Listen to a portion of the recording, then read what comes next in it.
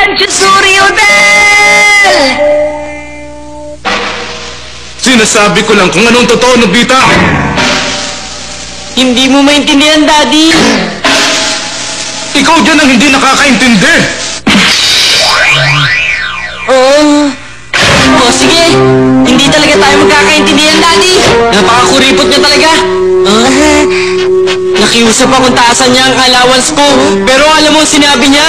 Bawasan ko raw ang pagiging gastador ko. Nakakainis. Palibasa hindi niya ako naiintindihan. Ayoko na tumira sa bahay na ito. Aalis na ako rito. Wala na makakapigil sa akin kahit sino. Aalis na ako, Doraemon. Sige, bye-bye. Ingat ka. Nagbabay ka pa sa akin, Doraemon. Parang gusto mo rin ako umalis. Bahala kayo. Hindi na ako babalik. Paalam.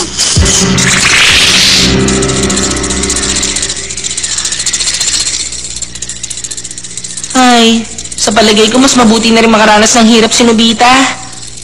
Pero kapag ginailangan niya ang tulong ko, darating agad ako.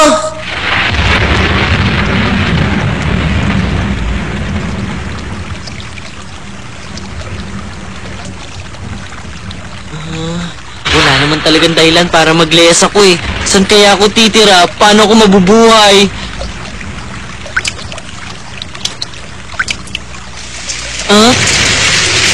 Umuulan!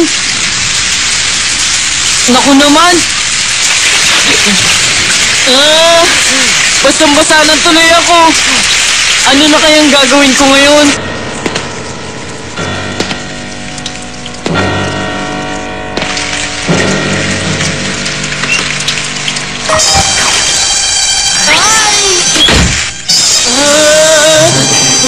Kung gusto mo nang matutuluyan, welcome na welcome ka dito sa hotel na ito.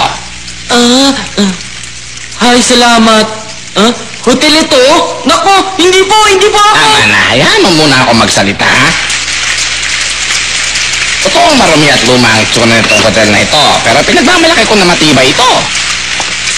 Sa katunayan, isa itong traditional hotel na itinayo pa noong Edo period pa.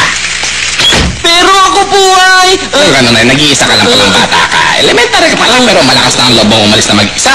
Tayo na sa special room sa 4th floor, ha? Ayun ang Ay, elevator. pasensya ka na. Isira yan sa ngayon. Kaya hagdanan na muna ang gagamitin natin, iho, ha? Eto na ang silid mo, iho. Ito yung special room? Sana'y mag-enjoy ka sa pananatili mo dito sa loob ng hotel, ha?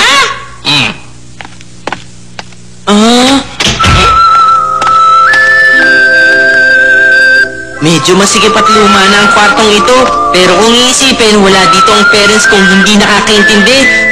Wala rin dito ang maingay na si Doraemon. Mula ngayon, kaharian ko na ito.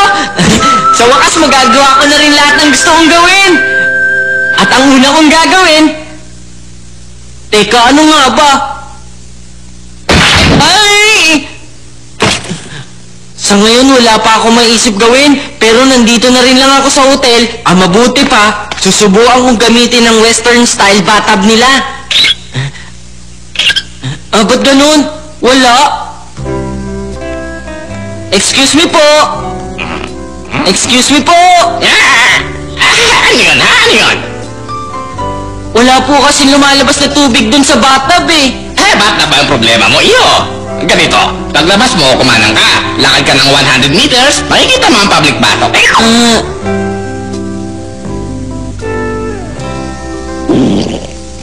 Naku, kumukuluan siyan ko. Oo nga pala, hindi ako nakapagtanghalian kanina. Ano? Gusto mo ng pagkain ka mo? Opo. Merong ramen house na malapit dito at masarap ang ramen nila. Teka, order ako. Magpapadeliver kayo? Si Mr. Sato ito. Ay, naputulan nga pala kaming telepono ngayon. Sandali lang, ha? Ako na lang order para sa'yo. Ito na po ang order niyo. 400 yen po ito, sir. Ano ka mo? Wala kang pera, bata ka? Tumuloy ka dito nang wala ka man lang ka pera-pera. Kaya lang ako nandito kasi pinilit niyo ako, hindi ba? Oo nga pala, pasensya na, ha? Teka, sino ang magbabayad sa akin? Meron pa bang iba? Di ako. Magkano ba yan? 400 yen. 400 yen! Napakabahal naman yata yan!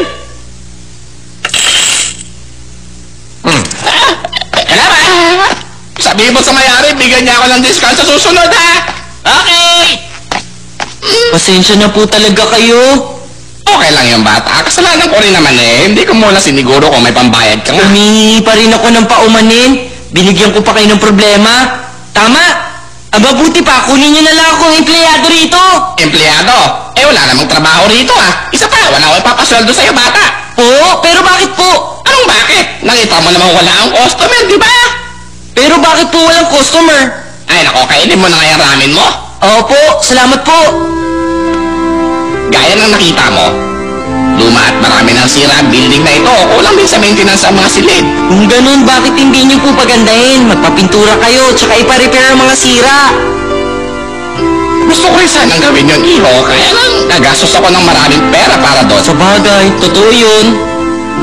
Nagkapapong-papong kasi ang bayarin ko sa gas, sa tubig, kuryente at telepono, kaya ako naputulan ngayon.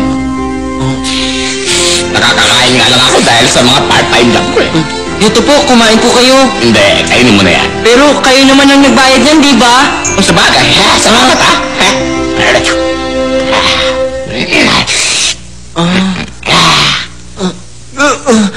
Kawawa naman kayo. Sige na po, hayaan niyo pong tulungan ko kayo, kahit na walang bayad. Eh kung ganun eh, sige, dahil mapilit ka eh, magdala ka na lang ng customer dito, kahit isa lang. Okay, sige po, maghahanap ako ng customer sa labas. Naghahanap kayo na matutuluyan, dito kayo pumunta. Welcome sa Hotel Chuburi. Ay, mali. Hotel Kuzuri. Ay, hindi. Ano nga ba? Ah, ayun pala. Tuloy po kayo sa hotel namin. Walang lumalapit kahit isa. Naku naman. Tuloy po kayo dito sa hotel namin, oh. Sige na po. Ah, ito? Isang hotel? Akala ko isang lumang warehouse lang yan eh. Sir, excuse me po.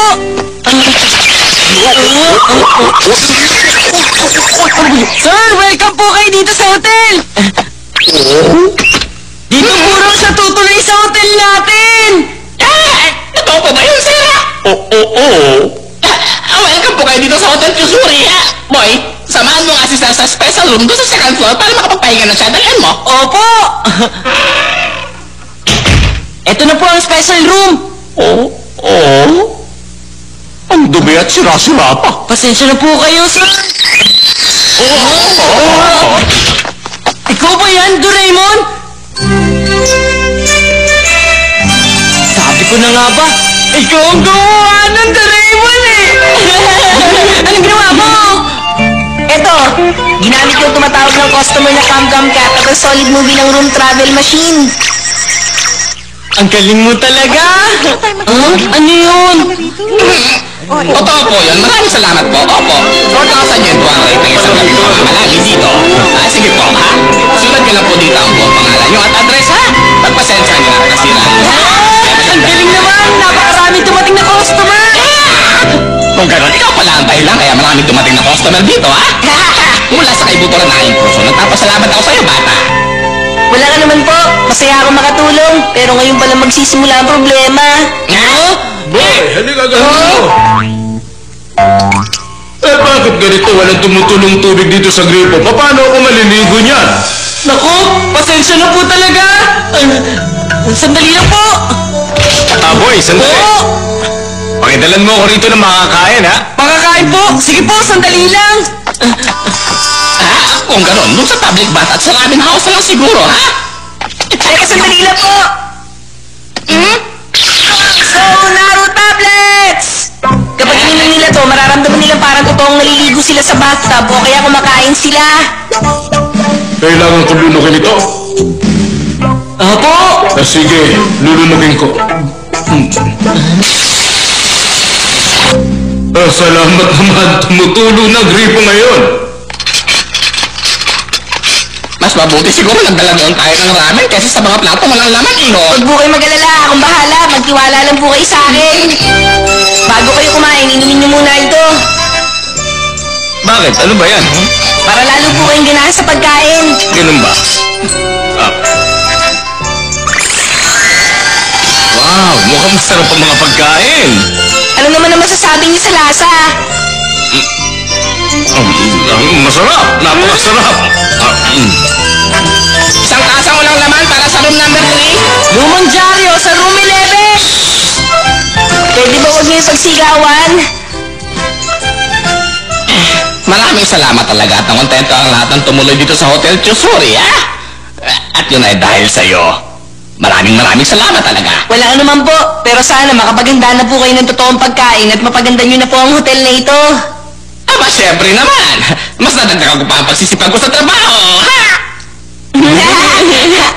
Pero, kapag ganitong busy ako dito sa hotel, naiisip kong sana umuwi na siya. Sinong tinutukoy nyo?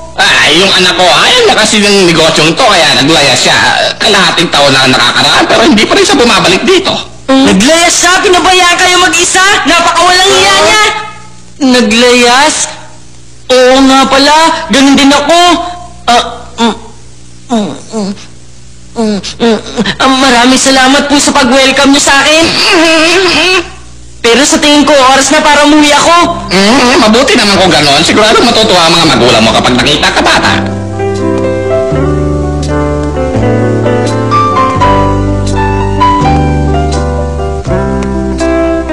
Tayo na?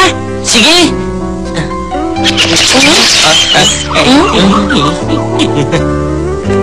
Tingnan mo, mukhang may nahila na namang isang customer si Cam Cat. Teka, dito ako nakatira.